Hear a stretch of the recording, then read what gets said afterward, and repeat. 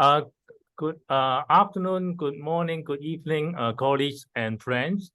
My name is Terry Cho. I'm the waste management specialist of in Asia Development Bank. Today, this is our 24th series of the circular economy webinars. We have this series of webinars are showing case technology solutions, new approach, emerging issues, and case studies inside circular economy. Today, we are very honored to have the privilege to invite Professor Elvis Au from the University of Hong Kong to present very exciting topics on the challenge of applying circular economy principle to food waste and waste electrical and electronic equipment in Hong Kong, China. So this section will cover the challenge and opportunity of circular economy in Asia context, and especially discuss the Hong Kong's good practical experience in applying circular economy principle to food waste and waste electrical and electronic equipment. We give a very quick sharing of the bio of the distinguished speakers, Professor Elvis Au, BBS, and then professors from the University of Hong Kong. He's currently teaching the circular economy, sustainable waste management, and carbon neutrality in the Hong Kong University. He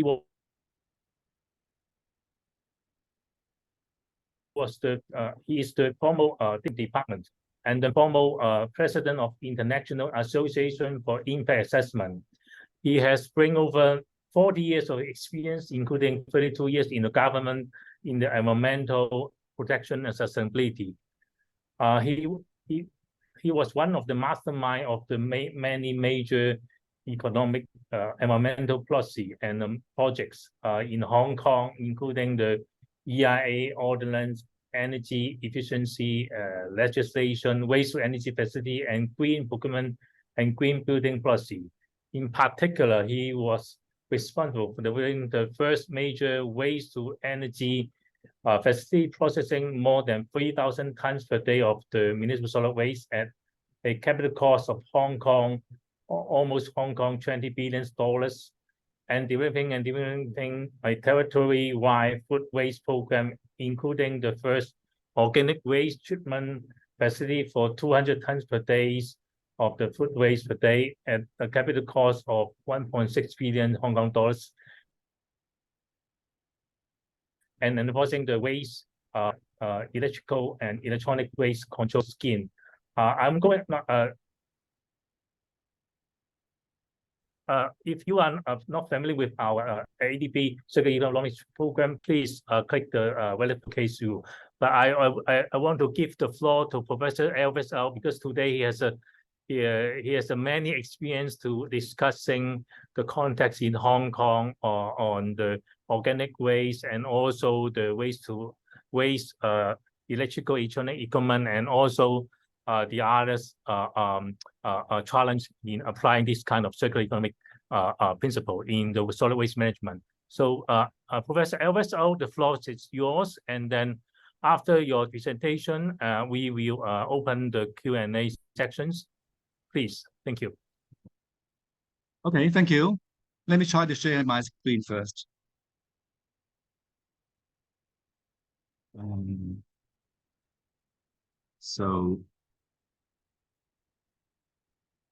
You may want to go to the presentation mode. Yes. Okay. Can you see my screen?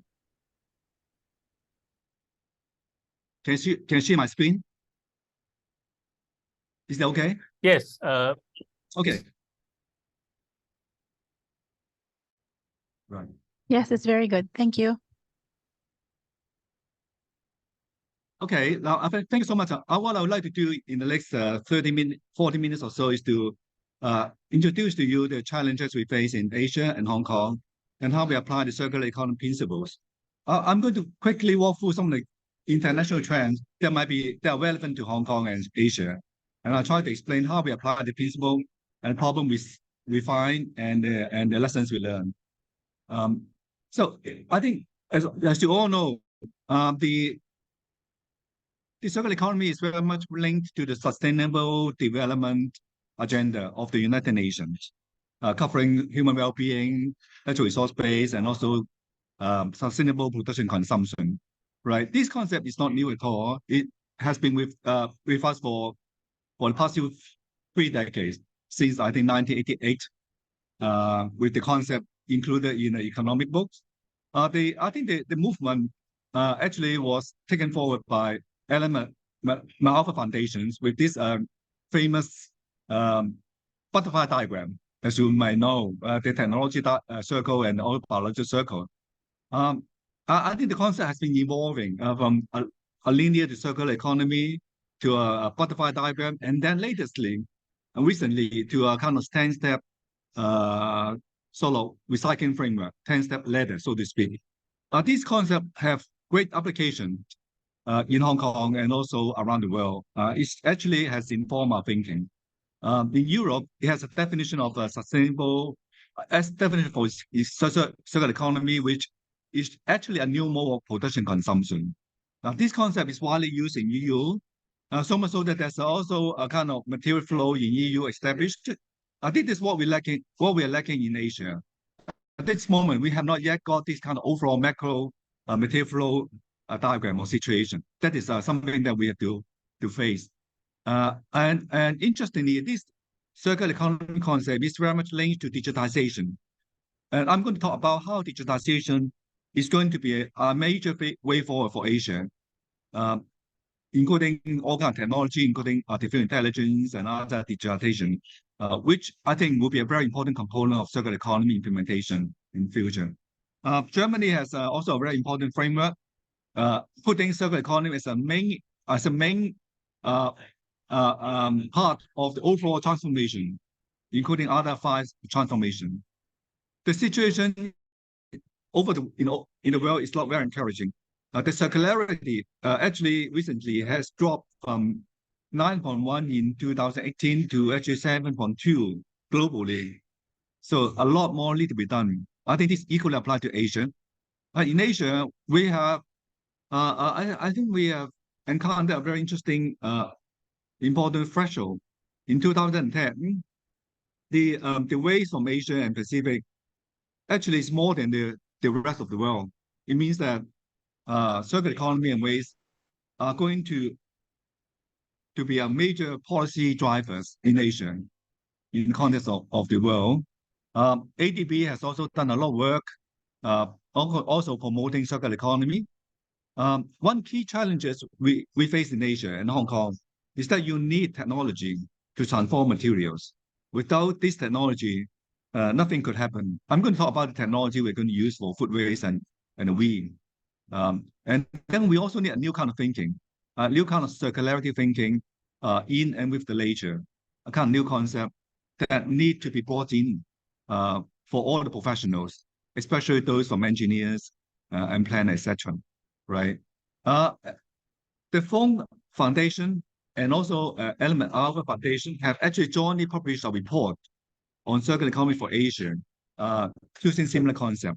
But one thing that has been quite apparent is that the challenges in Asia are quite daunting, in the sense that there's a need for a lot of very important efficiency drive and also a lot of system change in order to enable circular economy in Asia.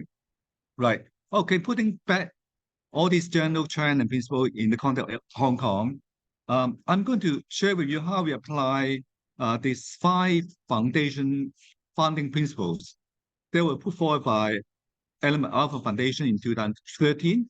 I'll try to summarize in these 5 boxes, 5 key principles. Waste is food or resource. Diversity and synergies are strength. This is my addition, actually, I add synergies into diversity.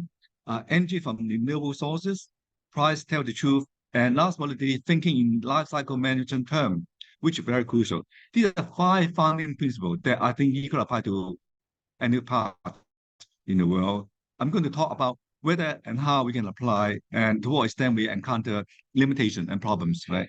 Okay, the general concept, the content in Hong Kong, as you know, is highly, urbanized, a high density development, one of the densest places in the world. Only 21% of the land in Hong Kong is usable. The rest is mountain. So we do have a serious constraint. That land constraint has translated into problems we encounter in meeting fully circular economy. Right. And in Hong Kong, because Hong Kong is a basic city, so we can't actually escape ourselves from the rest of the region and the world. So the sustainability issue we face are actually in three circles: the local issue, local sustainability, the regional issue, including those with PRC and China, and also the global issue. You can see that all these set up bearing in Hong Kong in terms of moving towards more sustainable development. Circular economy is a key part of these three circles sustainability issue in Hong Kong. And we have 5 key challenges we face, and circular economy is a key part of these challenges we face in Hong Kong that is strongly linked to the SDG goals. Right, in Hong Kong, I think we face quite a high per capita disposal rate compared to other cities. And in 2021, our daily disposal weight per capita is about 1.53 kilograms, which is pretty high, almost double that of other cities around the world. And we, at this moment, still rely on the landfill. So we have to change.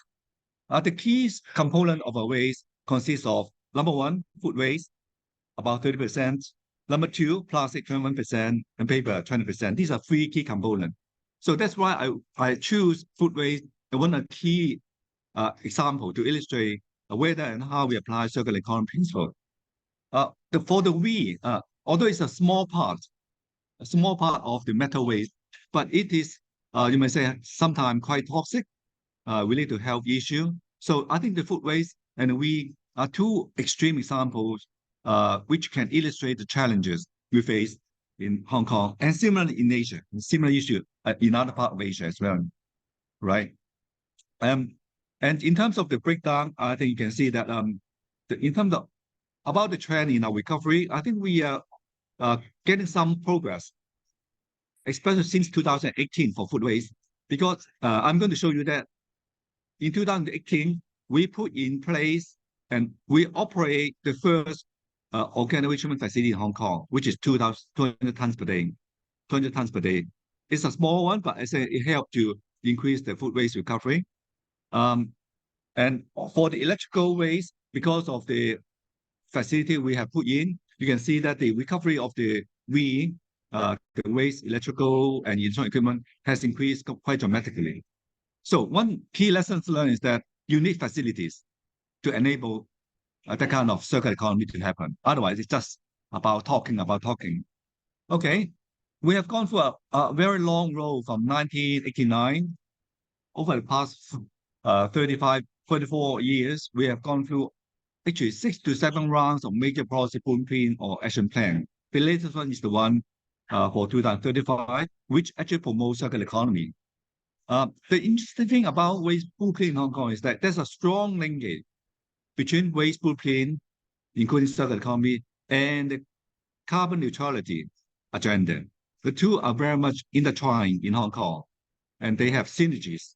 So that is how we put forward integrated policy package that link these 2 important agendas, which is also relevant to many cities around the world. Okay, in terms of our strategy and targets, we set out the target of reducing food waste by 40% by 2022, but unfortunately, we are unable to meet this target for the reason I'm going to tell you, right? We set ambitious target, but for all kinds of practical reasons, we are unable to achieve that. So we are catching up. But the strategy is largely the same with other cities. We put in policy and legislation, we put in infrastructure, and also we mobilize the community, okay? Which I'm going to explain to you, right?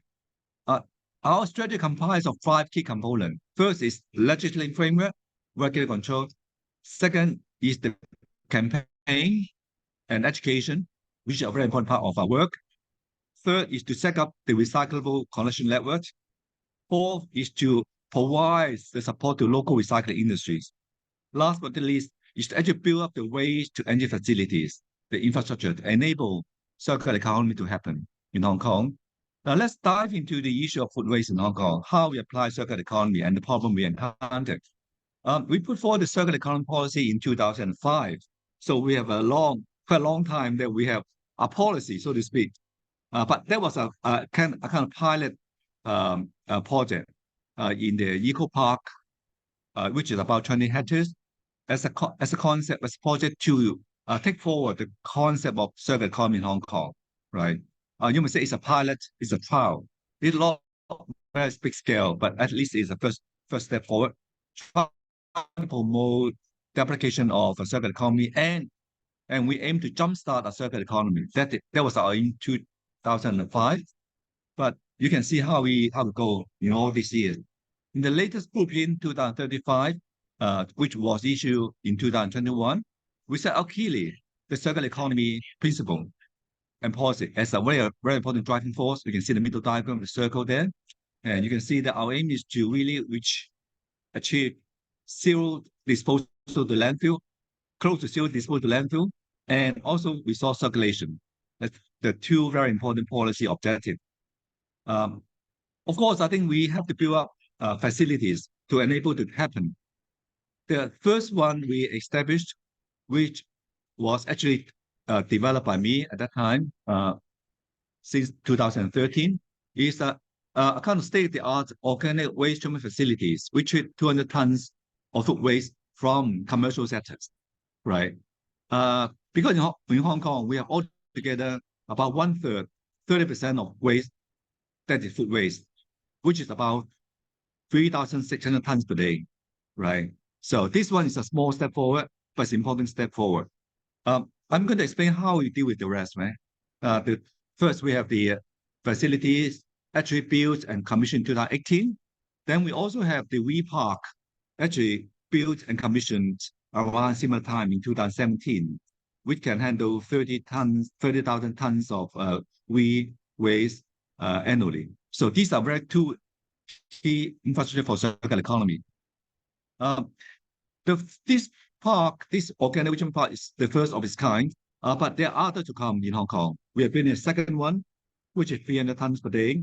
We're also building a coal digestion plant with the sewage sludge, meaning that sewage sludge and food waste are to be co-treated together to generate electricity, right? So how is this plant working?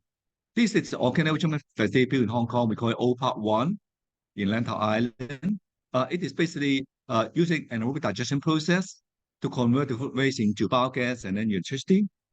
You look at the right-hand side, you can see it generates about 40 million kilowatt hours, which is we can supply for 3,000 household family. It generates 6,500 tons of compost per year. That's treated effluent. So it's a very green, project in a way they convert food waste into energy. 2018. So the standard is very high indeed. So it's a kind of modern organic treatment facility on par with those from Europe. Okay, but facilities one thing, you need to change behavior. So that's why I spend a lot of time to build up the software. So the hardware and software are equally important because you need to change the behavior of the commercial operators and household to collect and separate food waste, and that the food has to be separately collected and delivered to the organic treatment facility. But all this requires behavioral change. So we set up education center in Old Park. We also have campaigns around Hong Kong to educate people to try out different kinds of food waste collection. So software and hardware are equally important, right? In addition, we're also trying to enable the circular economy practice by having a smart vending machine that allows household or operator to actually dump in their food waste, and they can weight it and they can get some coupons and some rewards, so to speak, right? That's a kind of experiment we're trying to change behavior by giving rewards. That is being applied in Hong Kong for food waste another way. The food waste plan we built up and developed, which I was responsible for that in 2014, and the Food Waste On campaign, which I was in charge and launched I think, received quite a lot of regional and international recognition. So we got as one of the best practice in C40 network. But I think all these facilities and behavioral change also need some more effective economic instruments. So this year, we're going to launch and fully implement the waste charging scheme for all the household residents. That will provide the incentive for operator and residents to separate their food waste. So that's the key. Now, let me try to summarize the life cycle management of food waste. I try to put it together, try to do my best to close the loop, so to speak, from the extraction, production to distribution, consumption, recovery of food waste, and final disposal. And also highlight the kind of end product, electricity, compost. You can see that we have some success in actually converting food waste into electricity, which can be fully used by household. That's good. But we have encountered difficulty in fully utilize the compost because we don't have a farming sector.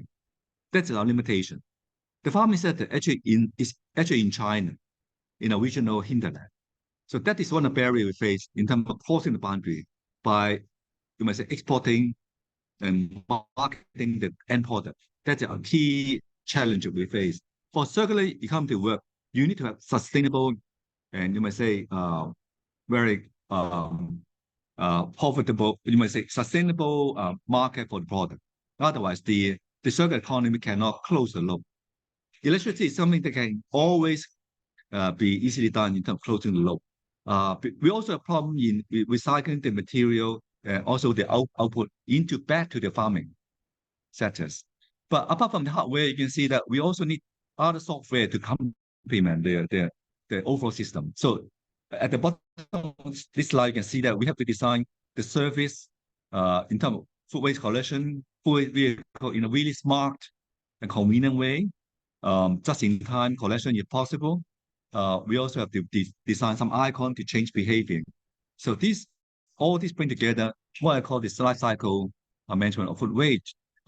To a certain extent, we succeed, but there's also many areas that need to continue to work on, and we see a lot of challenges. Okay, this so much for the food waste. Let's move on to another type of waste, which particular or also equally challenging is waste electronic equipment. Although the quantity in Hong Kong, the quantity of we in Hong Kong is not comparable to the food waste. We is about 70,000 tons in Hong Kong. But I think we contain toxic material. So that's why we have to handle this with care. And also the end product or the recycling has actual value. So that's why we want to focus on those valuables, recyclables as well. So this one of scheme we put forward for the producer with one scheme for the we, and we built the we park, which handled 30,000 tons per year, and that was in operation in 2017. We also put in legislation to enforce the we control scheme. The regulatory control works like this. It controls about 70 to 75% of the we in household, right, for major item. Before we have the control and we have the we park, we actually rely on export. But sometimes this kind of we is not so much welcome by overseas countries because they are treated as waste. We charge those who bring in, those who buy the we, this kind of electronic equipment at the retailers. We charge them. Actually, the charge is collected to actually sustain the operation of our we park. So these are charging we put forward. These are charged as part of the sales, right? But apart from the legislation, we also have a very large publicity campaign. When we implemented in 2017, we encountered a lot of problems at the retail end because many of shoppers do not know the details of the scheme, and also there are also problems with the collections of the unused or disused we. There's a lot of logistical problem because many of the households in Hong Kong need the old machine to be taken away immediately. That is challenges. They can't really wait. They can't really put their unused machine in their household because the houses are too small. So these are challenges we face. So after many months of juggling and also education and smoothing, finally we get it implemented. So this is a V Park we built in Hong Kong. It is through a design, build and operate contract, 30,000 tons per year. It is using a 300 site in Eco Park, right? Now, but both food waste and we have one major issue, which is about land use planning, right? Both facilities require lands for the facility to be built. And in Hong Kong, I think in Asia, we do encounter the need to find suitable land and available land. And sometimes land in cities is not so really available. So we have to think outside the box. We have to think creatively how to promote the co-location, co-treatment, right, of different facilities, right? Number one, so that economize the use of land, number one. More importantly, if we were to achieve circular economy, we have to close the material energy loop. We have to enable output of one plant become the input of the others. We have to enable the reuse of energy from one facility to the others. That requires close proximities of these facilities, right? And it's easier said than done. In Europe, you can easily find a lot of land that you can put different land use together that can close the loop. Hong Kong is a real challenge. In our cities in Asia, that is also a real challenge to put those use in close proximity, whereby you can actually close the loop as far as possible. So we're trying to do this, but I think we encounter a lot of problems in terms of co-location. Of course, the benefit of co-location it goes without saying, but there are a lot of challenges, right? So in order to tackle this kind of issue about proximity and co-location, of course, we have to think about creatively in terms of the planning for new areas, for planning new towns right now. We think aggressively how we can promote economy, circular economy right at the beginning, at the planning stage. We are now also thinking of creatively how we can create co-location vertically. It's not about horizontal co-location because we don't have enough land. We think about vertical integration, vertical co-location, different land users that can close the loop, energy loop, and also the material loops. So we're trying to explore different kind of co-location, different kind of putting the uses together, like wastewater to waste to energy plant, also landfills, industrial plants, those require heat. We try to put them together. So we do have success in some areas, but we do have difficulty in co-locating many of these uses, which can create synergies, right? So I think we only hope that we can have opportunity available in the new town that we're building right now in North Metropolis and also in major reclamation area right now. So this is a concept that I was trying to promote over the past 10 years. It's still a concept in the drawing board, right? But I think it's the direction that I believe that the cities like Hong Kong and other than high density will have to go for. What we call a vertical integration of different facilities, land uses that can enhance the materials circulation and energy circulation. Say, for instance, the basement of this high-rise multi-story building could be the food waste treatment facilities. The food waste and recycle could be delivered into these multi-story functional buildings. The recycling operation to be upstairs, right? And there's also the industry that require energy from this waste to energy plant to be located in the same building. And also the waste to energy plant could be at the top of the building. The technology allowed that to happen in urban centers. Look at the example around the world in Japan, Austria, Denmark. There are a lot of examples whereby these modern facilities are in close proximity to the community. In Hong Kong, we do have one example of multi-story, multifunctional government building on the right-hand corners, right bottom corner of these are multifunctional government complexes, including market, cooked food store, libraries, government office, gym, etc. This all happens in Hong Kong. But we do believe that I think this can offer a possible solution to this land use constraint problem, right? This is what we call the vertical integration to enhance and enable circular economy. Okay, concluding remark, after my brief talk, you can see that in Asia and in Hong Kong, you can see a lot of constraint and challenges we face. Like the spatial constraint is a reality that we have to deal with. Many cities in Asia are very high density, like that in Hong Kong. Unfortunately, we have what I call the urbanization law simply demolished old building in a short period of time.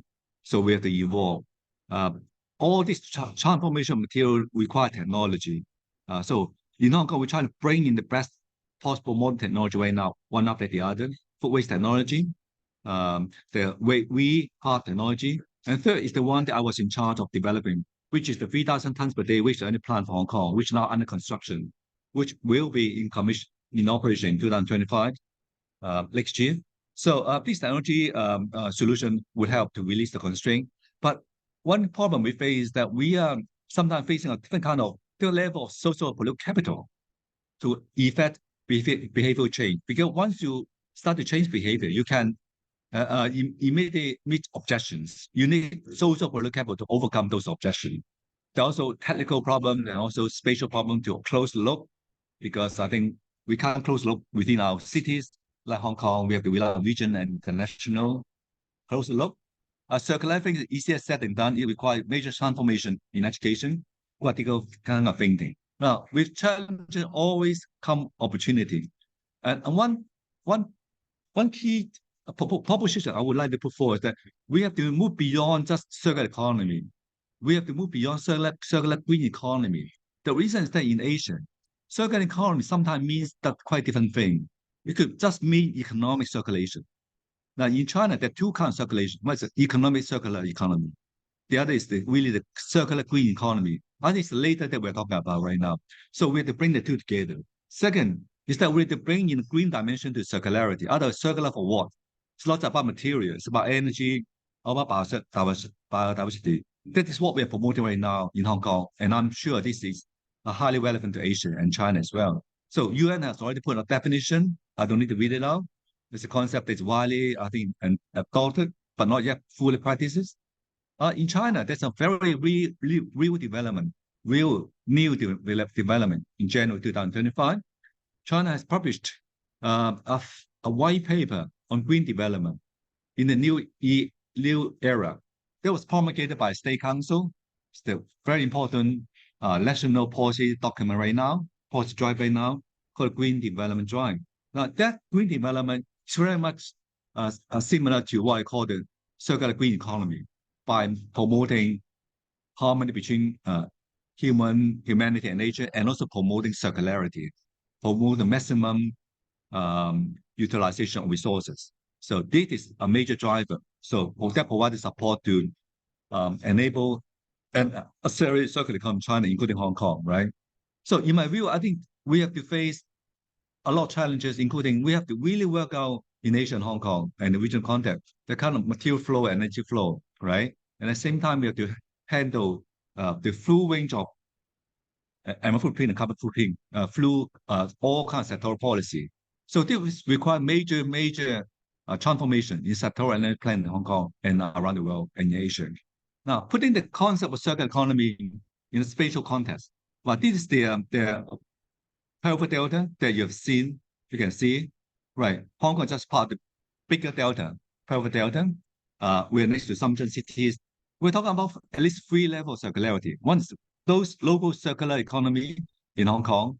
You must say it's very limited. No matter how much we circulate energy and material, we cannot be self-sufficient. So we are now actually very much relying right now on the regional circularity. Actually, a lot of our energy come from mainland China in terms of nuclear, also, and our water resources come from China. The regional circular offer a lot more promises. More than that, I think we need to look further into the circularity in China and the rest of the world by actually taking forward the carbon neutrality agenda and also the kind of circular economy agenda at the same time, right? With this become a lot of opportunity for us in Asia and Hong Kong. I think we can jumpstart your new green growth kind of more efficient growth, we can actually, through this opportunity, to rebuild the social capital and cohesion, because changing behavior requires a lot of behavioral change. That's an opportunity. I think also because of the need for technology, it's create a lot of opportunity of fertile ground for innovation, a kind of innovation in terms of the product and services, especially eco-design, right? And I think it's certainly will bring hope to our next generation, because a lot of startups are working on this eco-design product and services. Now, coming back to the 5 funding principle, where we are, what key direction, I'd like to summarize the 5 key directions, right? In terms of wasting food or resources, I think one key thing is that we need to really redefine, re-examine the kind of definition of waste and resources in many of the laws we face in Hong Kong and in the region, especially custom laws and environmental law. The reason is that the custom law define resource in different way. Sometimes after you recycle the material, you even pre-treat it cannot meet the custom law. It can get through the boundary. You encounter problem custom. The second direction is what I call there's a need for more compact, more space saving and vertical circularity technology, a more compact design of technology to enable circularity, right? Third direction in terms of renewable energy is that many cities in Asia do not have good access, or they will only have limited access to renewable energy. No matter how hard we try to recycle food waste and build waste-to-energy facility, we still don't have enough renewable energy. So we need a global regional strategy. Fourth is that we need to make eco-product, eco-service very affordable. We can not just rely on polluter pay, because no matter politically, you can't charge people for all the time for the full cost of resources. That's not going to happen in Asia because of all kinds of social problems. But in my mind, I think we need to think about more innovative way to handle it. We may think of what I call the resource steward earns, as a commitment to the polluter pay principle, so that it promote people to recover the resources and earn some money, right? And get the economic activities. Last but not least, we need to call for very innovative, very bold development application of AI-enabled and real-time deal technology to support circular economy. Because you don't have real-time tracking of all these material resources, the gap, the loop cannot be closed. And there's so many gaps. There are a lot of leakages. So the life cycle value change management must be accompanied by modern technology. That's our experience in Hong Kong. We're trying to apply the best possible technology to really close the loop. In my experiences, in my 32 years experience in government and many years experience when working on waste, I do find a lot of key success factors that might be applicable to other places in Asia. The first one is the partnership, which is very important. Second is that we have to get to the scientific truth and ground on scientific truth. That's important because there's always controversy. Incentive matters is that both cover the monetary incentive and also non-monetary incentive. And the incentive for the resource managers is also important, right? There are many subsystems that are not integrated. We need to link them together. We have to get public support by sharing quick wins. We have to engage political leaders at the early beginning. We have to take parallel coordinations rather than waiting for things to happen one after the other. We take very proactive approach and creative approach to find a solution. We have to apply the best possible AI and deal technology. And of course, last but not least, we need to act locally. I think it's a good opportunity that we can really jumpstart. These are 10 key success factors that I observe that might be useful to others. So finally, I think that's a closing remark. I think this is a good remark by the United Nations on the International Zero Waste Day on 30 March 2023. Actually, on that day, they call for rethinking humanity's waste-related practices and for embracing a circular economy. And also, they also call for reducing resource use emissions to the environment throughout all stages of process to tackle what they call the triple planetary crisis. I think this is a good call, important call for all. Last but not least, I think the remark is that I think transition to circular economy is certainly, in my view, one of the most important transformations of our lifetime of a kind, and call for new thinking. And thank you so much for your attention. I'm quite happy to answer any questions. Thank you.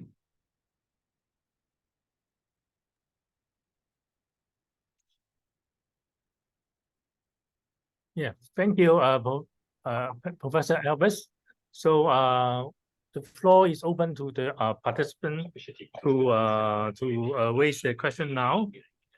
So I see this is today we don't only have the participant from IDB staff, but also many external participants. So you are encouraged to raise your questions. In order to break the ice, maybe I start first. So I think I see there's a lot of the good initiative had been happening in Hong Kong in last 20 years since you with your help from Elvis and the others pioneers in these sectors. But however, having said that, there's a commonality between Hong Kong and our member countries, especially for the island state, because even Hong Kong is not a country, but basically is island economy. So we see, even despite of this kind of the initiative, you still have a lot of the plastic and paper which from the landfill, as you see that. So we see that because of probably the style, because you are basically all the goods are import from outside. Hong Kong is already graduate from the manufacturing base to the international financing hub. So that's the reason. So it's more shift to the service.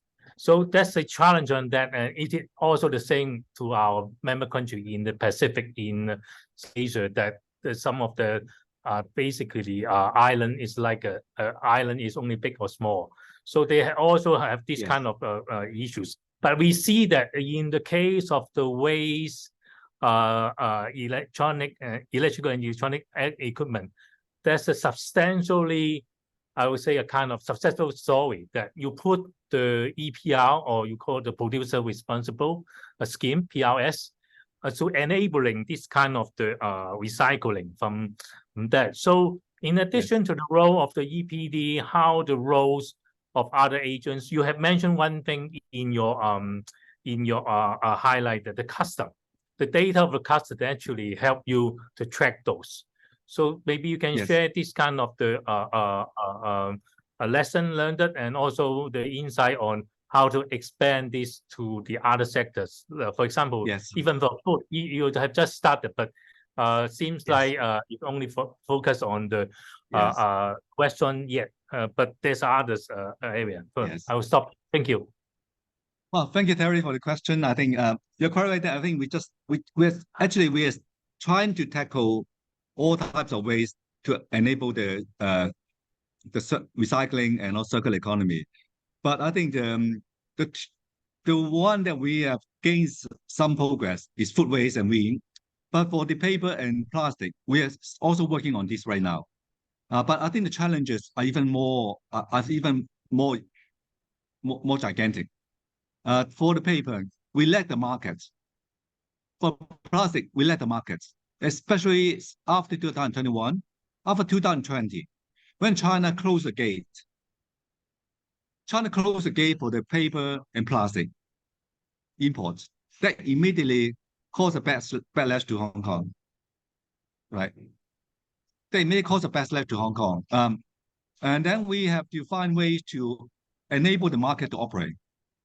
So the way the government is working on is that the government use contracts, use public money to buy the papers, and also to use government money to subsidize the plastic recovery, right? So the government has to intervene in the market. The market is not perfect. The market is not working, right? So so we are actually award a number of contract for the contracted papers. We also have awarded contract for the plastic operator to recover the plastic and try to make it same order and to export it, right? So now for other type of waste, So first of all, we do need new policy in terms of the financial policy, the financial subsidies and financial intervention aggressively, right? Not the conventional financial support. The conventional financial support cannot work fully. We need to direct government intervention because of the market outlets are reduced. Market one outlet have been living affected by the other policy. So number one. The second thing, we need to build the facilities locally, not just rely on export. In the past, we rely on export. When the export door is closed, then we got problem, right? So we're trying to encourage and promote the building of local paper recovery factory and also the plastic recovery factory. The key limitation for Hong Kong is that we do not have a strong manufacturing base, right? Most of the factories have gone into China. So if we have manufacturing base, we can absorb the waste plastic, but we do not have that opportunity. So that's why we also need to work on the custom regulation, because the custom sometimes treat the plastic waste differently. They treat it as a waste, even though you also make it a pallet, clean, sometimes they might not treat it as a resources. So we hope that it could help. The reason why the digital technology trend not to help is that it could help to link the source to the end user more effectively. And that will give confidence to the regulators and consumers and government. So we are promoting aggressively the use of digital technology to enable the real-time tracking of the flow of the material from one end to the other, so that there will not be leakage. And so that this resource will not end up in the landfill site. So that's why that's how we see it. I think we need also the regional collaboration, because we want to explore the possibility of closing the loop with like with the Asian, Southeast Asian country, where we can have some bilateral arrangement. They can absorb our output from the recycling product. Okay.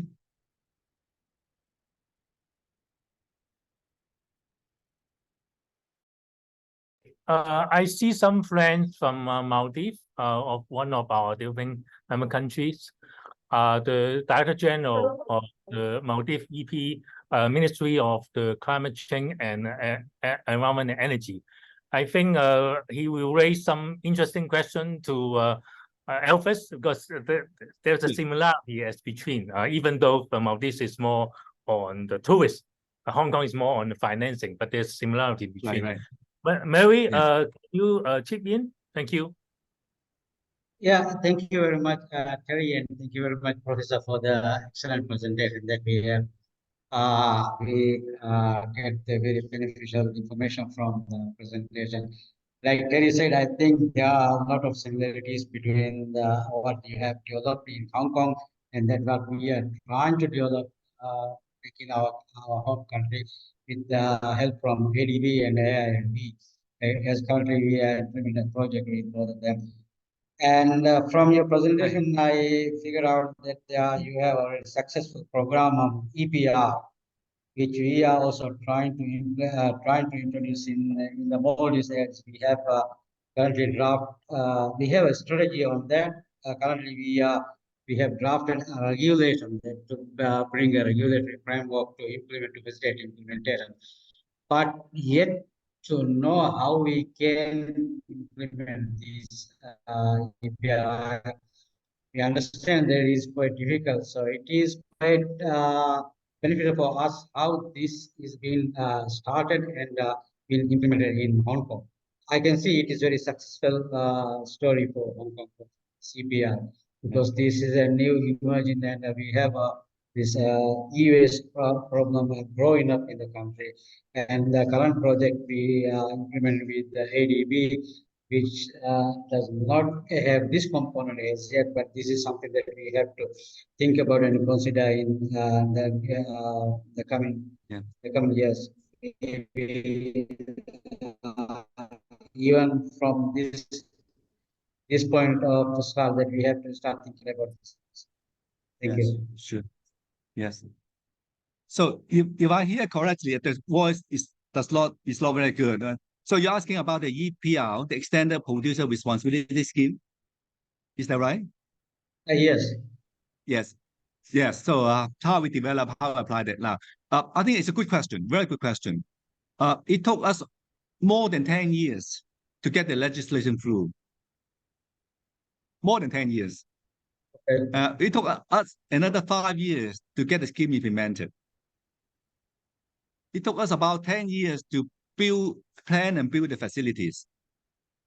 So it's a very long drawn process, right? So number one. So my suggestion is that you start early. Keep on pushing. Keep on pushing. Number one, right? Second is that one lesson we learned is that the legislation must be all-embracing. The EPR legislation must embrace all possible type of recyclables. Do not just cover one type. We have that problem. Initially, we have legislation to cover all types. But the politicians said, no. I want to approve each one of your scheme. There's political loggerhead. Our government and our politicians, we want one piece of legislation to cover all types of recyclables, right? We don't want to do 10 legislation for 10 types of recyclable. They said, I want to approve each one of you. So eventually, the government, might accept the politicians' view, and then we have one legislation for one type. That's terrible. Don't repeat that, okay? You should keep on insisting the one that we put forward earlier, or embracing legislation. Because no matter whether it's one type or 10 type, you still face the same resistance anyway, right? So you rather fight one battle and get one piece of umbrella legislation to cover as many types of recycle as you can see, right? One battle, boom, get it, and then you get legislation to put different type of recycling scheme one after the other. You don't need to go back to legislation to get the police support every time, right? In Hong Kong, now we want to change that. We want to change the legislation back to the one we put forward 15 years ago, right? So it's number one lessons learned. Okay. That umbrella approach is the approach used by many advanced countries and other cities, right? That's a good approach, right? Number one. Second fact, you should actually do things in parallel. Push legislation, start to do study on the recycling facilities, and start the pilot scheme, and start education. Four at the same time. At the same time, don't wait, because they are interrelated. So all facilities need time to study by looking at the site, feasibility, right? We can share with you about technology, right? But it needs time. Legislation needs time. Education also needs time.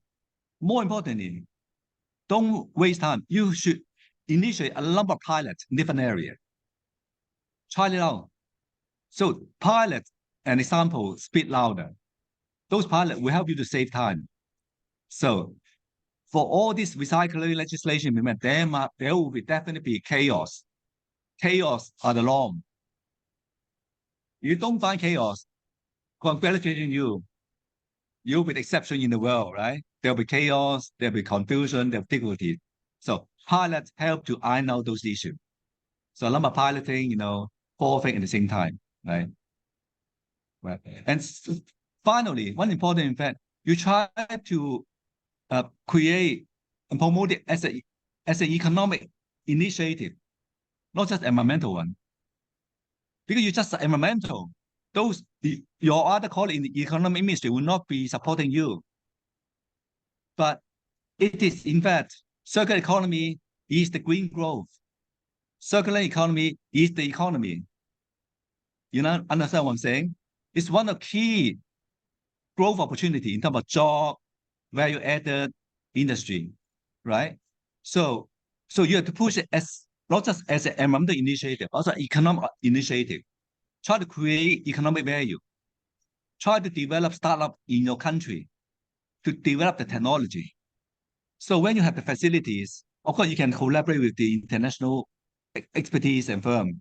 but try also promote local startup so they can form partnership.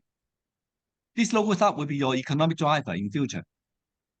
So once at the same time you solve the race problem, you also promote the economic opportunity for your small and medium enterprise, promote your technology development, and promote green job, new green job.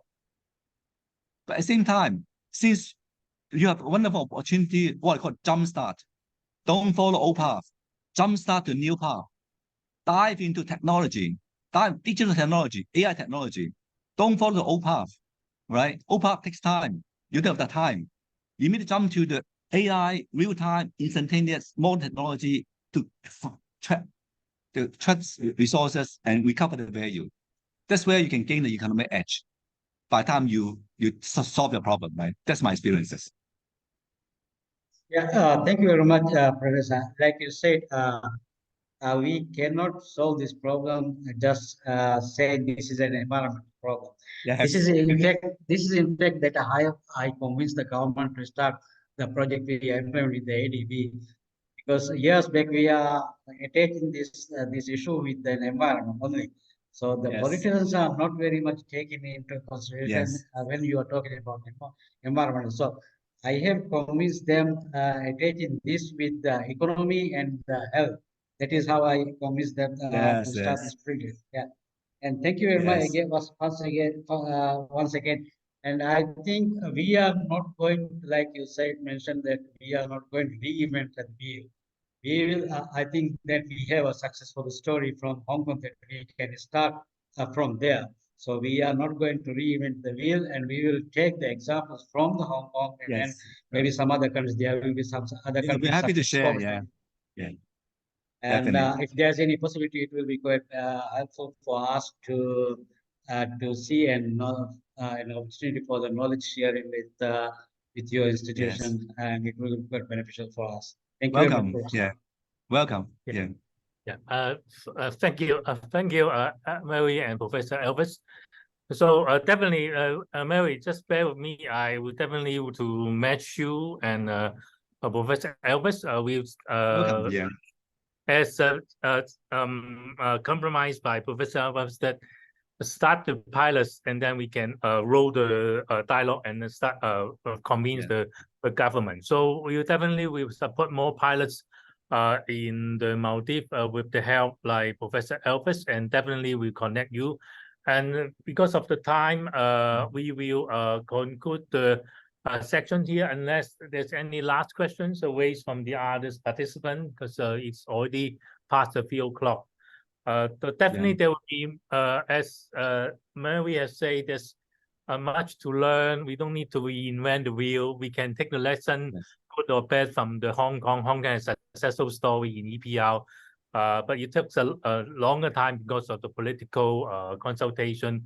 But if we have found a way, as Elvis had convinced, very convincing conclusion that partnership and then take the circular economy as an economy to build the local support to create a job, create the income. That will be a very compelling story to convince most of our counterpart Ministry of Finance. They talk money only. So we need to get such kind of mindset from the scholar and practitioner like Professor Elvis from Hong Kong and others advance the economics. So today I'm really happy to connect you with Professor Elvis, and then actually maybe shall we ask everybody to switch on and have a photo as a record so we can share with Professor Elvis and others, so everyone can take on the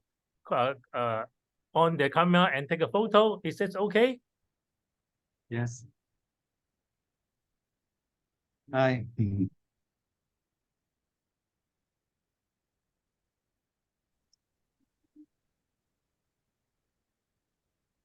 So please try your then will be then definitely we will be a compiler reason for me to invite Professor Elvis for the next training we are planning to this year, 2020.